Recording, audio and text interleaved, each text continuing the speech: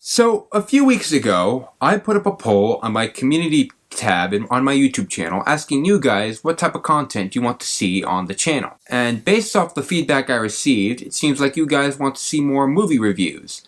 And I put superhero and pop culture as two types of movies because those are the kind of movies I've basically talked about on my channel. And for those of you who are not aware of this poll, I'm sorry that I didn't make it more aware. You can still vote on it and let me know what kind of content you want to see. So, as I was saying, in terms of movies, I haven't really seen a lot of superhero movies lately, especially some of the more recent superhero films. But there is a pop culture movie, I guess you could call it that I did happen to see in the theater not too long ago. And that was... oh boy. Now, if you're familiar with the Indiana Jones movies, you would know that these kinds of movies usually happen in an outdoor location, in various locations around the world, and usually wherever they go, there's always a treasure or artifact that Indiana Jones is looking for. Which is why, for this review, I wanted to do something a little different. Come with me. Hey, so, through the power of editing, we are now outside. Nothing fancy, we're just in my front yard for today. Anyway, Indiana Jones and the Dial of Destiny. Now before I begin, can I just say that title just sounds really redundant and silly? Because, like, think about it. Who names an adventure movie The Dial of Destiny? What does that even sound like? That sounds like something you put in like a teenage adventure movie, not something more adult-oriented like Indiana Jones. So anyway, what is this movie about? Well, basically, it's Indiana Jones going on one last adventure. Now that he's like really old, he's like 80 or something now. Harrison Ford. This movie's just basically him going after another relic. And this time it's Archimedes' dial, which apparently has some time traveling powers, abilities.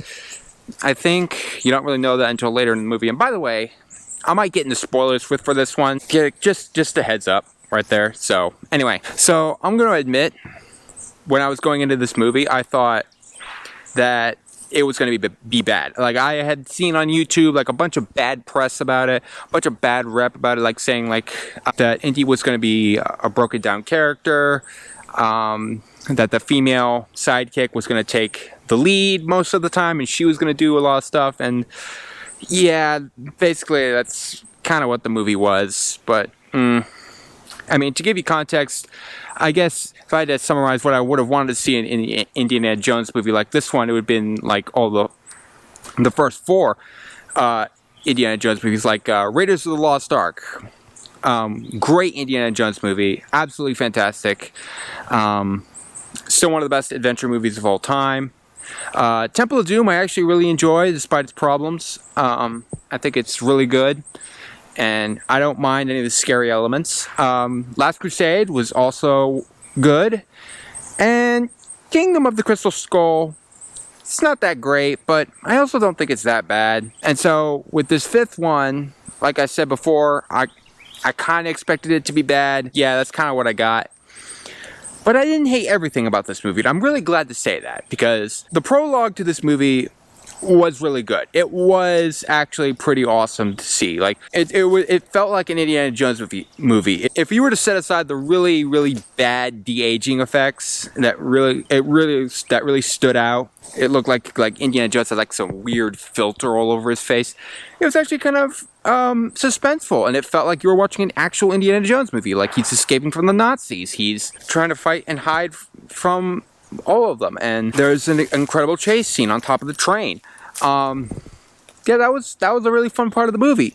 I did like Harrison Ford as Indiana Jones when he was old, I guess. He was fine. I did like the chase sequences that are featured in this movie, especially there was one that involved a car chase in the country of Tangier. I thought that was pretty epic at face value. I did think there's a chase scene that occurs in a parade in a city. I thought that was really cool. I felt like for this movie they used real locations, because Kingdom of the Crystal Skull, they probably used real locations for that one, but it just didn't look real to me. And there were some references, I guess you could say, to old Indiana Jones films, like lines being spoken and old characters being brought back. That was fun to see. It kind of felt like this movie felt like a memorial, a celebration of Indiana Jones, even though there's some stuff that doesn't act like a celebration, which I'm going to get to in about 5 milliseconds. Yeah. Let's just cut to the chase and say that for the most part, I don't think this movie was great. I think the best place to start when it comes to my problems with this movie is what I've mentioned before. The female character, Helena Shaw, I could not stand watching this woman in the movie. She was completely arrogant, narcissistic, and was basically able to do everything perfectly. She was completely capable. I mean, when she first appears in the movie, she's like this woman who comes to like Indy's class at a university. I thought he was fired from that in Kingdom of the Crystal Skull. Maybe he found a different place to work. Anyway, brief side tangent. Anyway, so she comes across as like this woman who's super smart because she's answering all of Indiana Jones's questions correctly, and she's impressing him. And then later in the movie, she's like trying to find stuff about Archimedes' dial with Indy in like some storage closet or something, like some archive. Then some bad guys show up, and it looks like they're after Indy, but really they're after just her. And so basically that's my problem with this character. Everything she does is what Indiana Jones should have been doing. When they go to the country of Tangier, there's that car chase scene I mentioned, and it is kind of suspenseful on its face, but it doesn't feel like Indy's leading the action. Like, he should be the one in control, or should be the prime target of the villains. He should be the one that they should be beating. Instead, it kind of feels like Helena Shaw is taking the lead here. And I know some people argue, well, this movie is trying to be for the next generation, and this is for younger folk. Listen, this is an Indiana Jones movie. The movie's not called Helena Shaw and the Dial of Destiny. This is about Indiana Jones. And if you're going to tell me about the next generation, why don't you make the next generation fall in love with what the previous generation had, which was an adventure icon who went on intrepid quests to find relic, met a lot of danger and a lot of bad guys, and there were real stakes in the movie, and it's really thrilling to watch. And that's another thing about this movie that's not there. There's no stakes in this movie, in my opinion. I didn't really feel any sort of intensity, and that's because Helena Shaw was always on screen, and she was always she ruined everything in this movie. She was distracting, snotty. I mean, you know that clip from the trailer everyone was talking about where she says, it's called capitalism, and she's referring to like stealing a relic, like Indy's like, he stole it. Then you stole it, and then I stole it. It's called capitalism. Yeah, I know people are saying like Disney's anti-capitalist, that clip makes them look bad. Like, yeah, that's true.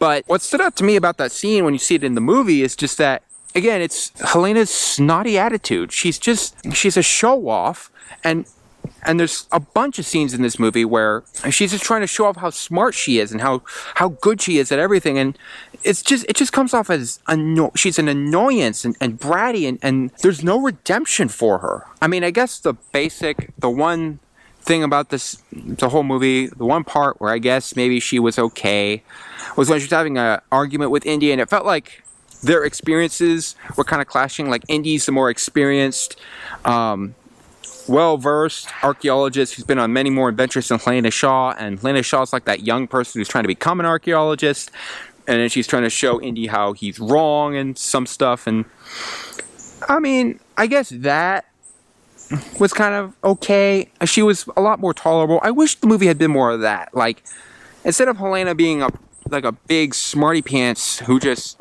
wanted to show everyone how good or smart she is, she'd just be someone who's like an aspiring archaeologist, and she turns to Indy for help, and she wants to go find this dial. I mean, it's still not about Indiana Jones, but like, yeah, I think it could have been better than whatever we got. Let's talk about the villain for a second. The German villain, I think his name is Schmidt. That's a weird name. It kind of sounds like Schmidge or Smidge. He's forgettable. Completely forgettable. He's a pro-Nazi who is just trying to go back in time and fix whatever Hitler did with the Third Reich. and he's trying to reset it so that they don't screw up in Poland. I think that's the part of the history he wants to go to. I completely thought he was just forgettable. He's not exactly very unique. He has the typical cliched minions. You have the skinny smart guy who's always kind of sinister and looking, and then you have the big burly guy who always dies somehow in a horrific way. Although this movie's like the least graphic of all the Indy films. I will tell you right now, like way even more tamer than that fire ant scene from Kingdom of the Crystal Skull. Like the burly guy just dies underwater. Like he gets handcuffed by the little shrimp kid to like an old gate, and he just drowns. That's it. Kind of grueling if you think about it for a second, but like when you see it on screen, it's kind of bloodless. There's not really a lot of gore, and I guess maybe for some that'll be okay. But back to what I was saying about the villains.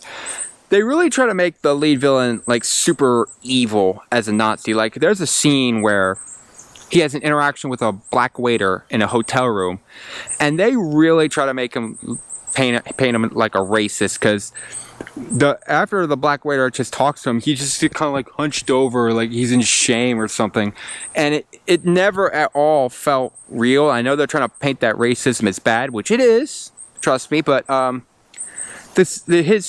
the whole scene just felt kind of ham-fisted and really on the nose with how racist Schmidt is. In fact, I think it's kind of silly that he attacks this black waiter, and yet one of his minions is a black woman, which is strange to me. Good job, Disney, for trying to paint this German dude as a racist, yet he has a black lady as one of his minions. That's not really consistent with his character. Like, is he against black people or not? Is he for the Aryan supremacy or not, as the Hitler and the Nazis wanted back in World War II? The Aryan supremacy. There's a whole history lesson. I'm going off topic.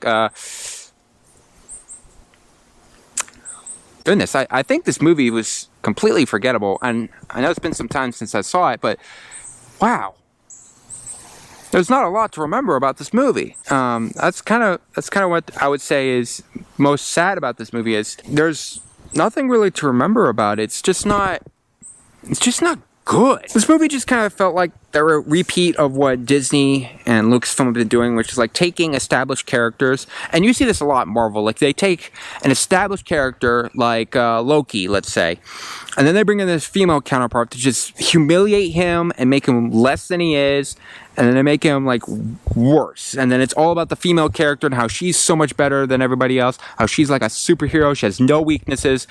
That's what this movie felt like.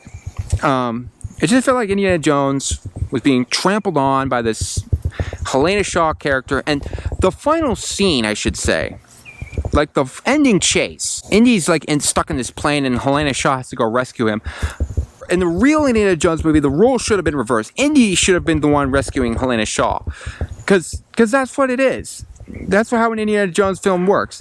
Indy's the intrepid adventurer. He's looking for the relic. He should be the one rescuing the damsel in distress.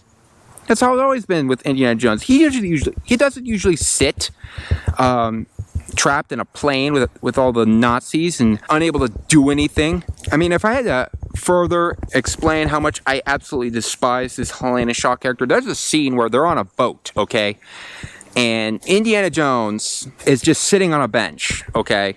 And Helena is just trying to convince the bad guys, like, to do her bidding. Like, she's trying to weasel them into doing what she wants them to do, which is Indy's goal as well, I guess, which is try to find the Archimedes dial. But the whole time, Indy's just doing nothing. He's just sitting there, and I guess it's the last minute that he finally gets to do something, like he sets off a firecracker.